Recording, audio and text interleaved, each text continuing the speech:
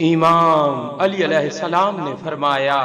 جو دسترخوان پہ رنگین کھانے کھانے کا شوقین ہوتا ہے تو وہ مختلف مختلف بیماریوں میں جلدی مبتلا ہوتا ہے، اور یوں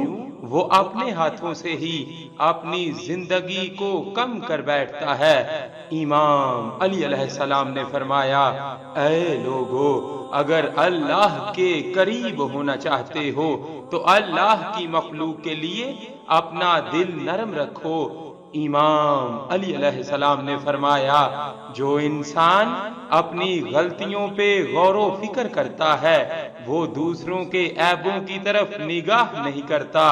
اور یوں وہ اپنے آپ کو بہتر بنا کے کامیابی کی طرف مائل ہونے لگتا ہے۔ امام علی علیہ السلام نے فرمایا،